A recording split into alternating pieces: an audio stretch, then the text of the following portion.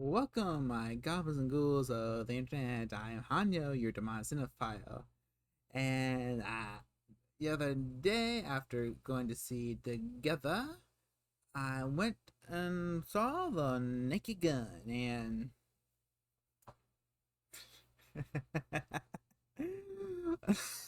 this was I didn't know really what to expect from this, but I love this.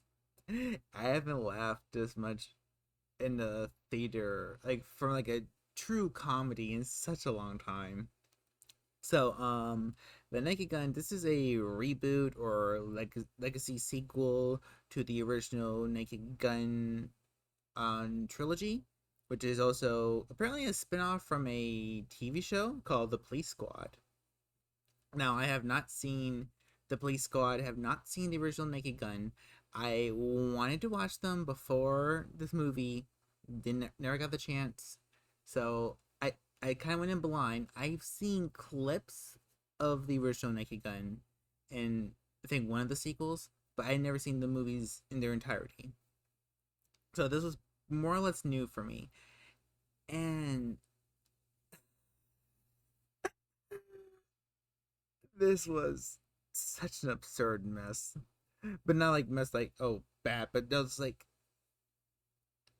I it's hard to I never really reviewed or talked about pure comedy before. I mostly talked about action or horror films. So this is kind of new, just trying to gotta place them in my head.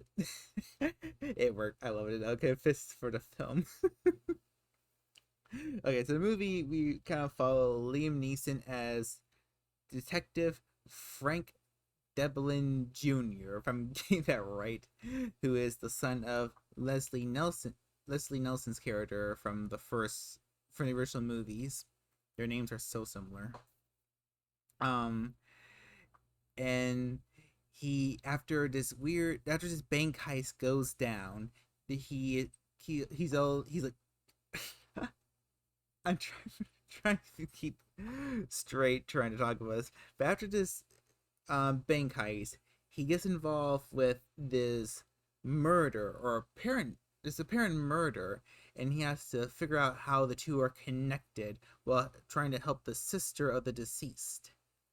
And all the meanwhile, there is this corrupt, evil businessman who wants to take over the world with a device called plot.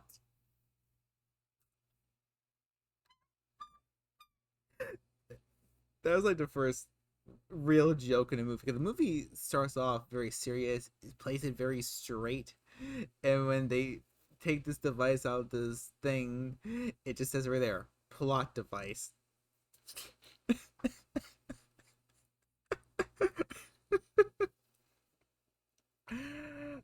I'm gonna be honest, the first 10 to 15 minutes of the movie, I was laughing so much, but it didn't really hit me like that. Then around like the 20-minute mark, like there's this one scene, and I just busted out laughing. The real shame of this movie is that I saw in such a I kind of saw in an early showing, or at least not that early of a showing. No, because I saw the movie pretty late. It was like 3 o'clock, and there was a lot of people in the theater, and it was a big theater too. Like there's a couple people up sitting on top of us, some of them a little bit older folks, which I guess they would know the franchise better than most. And there's this one other guy up on top. I don't know who he looks like. I don't know his name, but him and I must have been related because we were laughing the most throughout the film. We were having such a blast. But damn, I still not really sure how to really talk about it because this is a comedy. But I guess you talk about the laughs, and this is very different because this isn't like ugh, this isn't like what are those asshats names? The people who did Epic Movie and Date Movie and Disaster Movie. It isn't like those movies. It's not outrageous humor that it doesn't really make any sense. It's not just references for the sake of references. It's just not. It's not. Oh, here's this, and move on quickly. No, the humor of this is very much closer to kind of how they did the Wayne brothers did in the first two scary movies, and even the third one to an extent. That even though the movie is very dumb and silly, they play it very straight.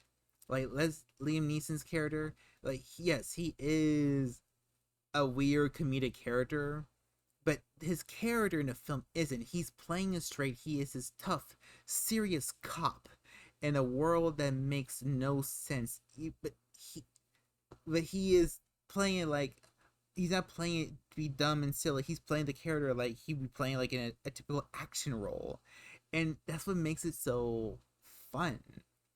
Because there's like, yes, you get kind of invested into the story, but then he just says one thing or does this one thing, and it like, wait, what? And that's pretty much for all of the actors. All of the actors are playing it straight, and when they do that one thing that where it's like, wait, what are you doing? What's happening? It hits much harder. I mean, it hits so much more harder than if everything was dumb and exaggerated. Which this is an exaggerated world. This is a weird comedic world where things just don't really make sense out of random. Like there's this one scene where they have to pick up a car that's crashed, and you think they're gonna show a tow truck, but no, they just cut back and you see them this like crane from a crane game coming down trying to pick up the car. There's no setup for it. You don't see like the crane in the background, but it just comes there. And the fact this is an actual car that they're picking up, it's like a miniature. It makes it even funnier. There's a lot of background sight gags that they just get you. Especially this one where I'm not gonna say what it's the cold case. It's the cold case room. And there's another gag that is not. I guess you call it a running gag, where they're constantly Liam Neeson's character and his partner. They're constantly held coffee cups, and I love it. I love it. I never know why. Like there's just so much about this movie that really, really works. Pamela Anderson's character, she is playing the classic femme fatale, and she's really great for the movie because she's playing it a little more straight than Liam Neeson, but there's the like I said, it's the moments where she says or does something that's so out of the world, or at least breaking the energy of the scene. it just it just has to make you laugh. And then you have Ernie Hudson as the villain, and I think it's where I love Hudson because I always mix on him as an actor and his performances, but this movie works so well for him. I had no idea why. Mostly because he gets to play the stereotypical rich evil billionaire villain, and there's no depth behind it. There's no, oh, I'm doing this because I want to do this. There is, but it's it's just like, oh, I want to make the world a better place for stronger men, and he's so macho about being real men, and you get to the end with his fight scene with Liam Neeson.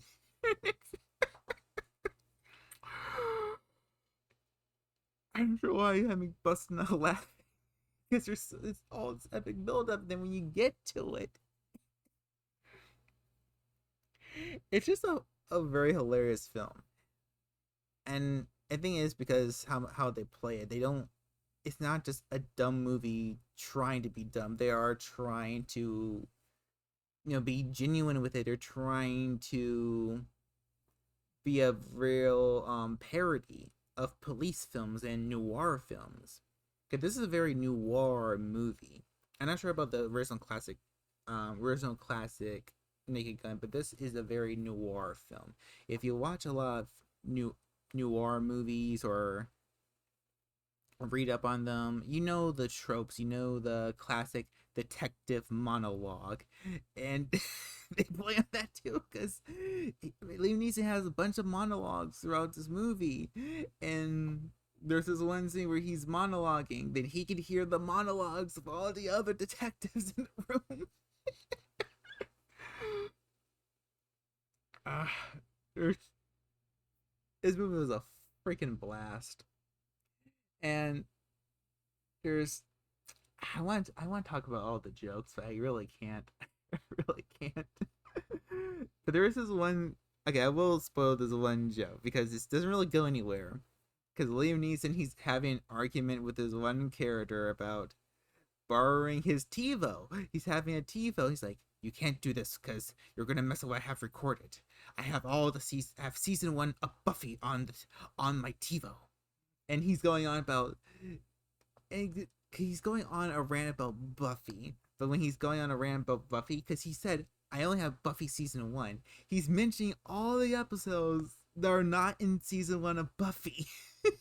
He's going on such a piss rate about it. But when they cut back to the TV, it sounds like, a cut to the screen, but the screen's in the background. But you see all the episodes are actually there. All the things he's bitching about are still there. I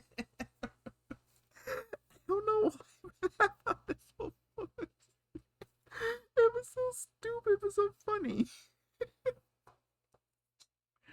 I think probably the highlight of the film, the whole movie is a freaking highlight, but the highlight of the film has to be there's one scene in the movie where it's when Pamela Anderson and Liam Neeson's character get together, and you think it's like, oh, they're having this little dream sequence because they're falling in love, but no, they actually have this own like little 5 minute mini movie inside the film where it kind of breaks for them with them in this snow lodge, and then there's a snowman. Oh my god, I was laughing so hard. I think that's God, I don't know how to really talk about the movie. I was just saying it's fucking funny. It's fucking funny because it's the rules of comedy are so hard because comedy is so subjective, just like most things, entertainment wise. But like I said, they play it straight when they need to. The film doesn't just break into stupidity for the sake of stupidity. Which okay, kind of does, but not like to set up a joke. Like the movie is a noir parody, and then they just do these little random things that just make you laugh or make you question the reality that the characters exist in.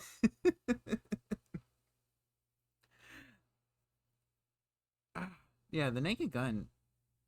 God, go see this movie. Please go see this movie because we need more comedies like this. We need true, genuine spoof movies like this because we have not had film like this in so long. And we were getting films like this, they were shit. And this just makes me have so much more hope for Scary Movie 6 when that comes out next year. If it's still coming out next year, because it's the Marlon Marlon Wayans, yeah. I can see that the Wayans brothers. The Wayans brothers are coming back to collab on the film, and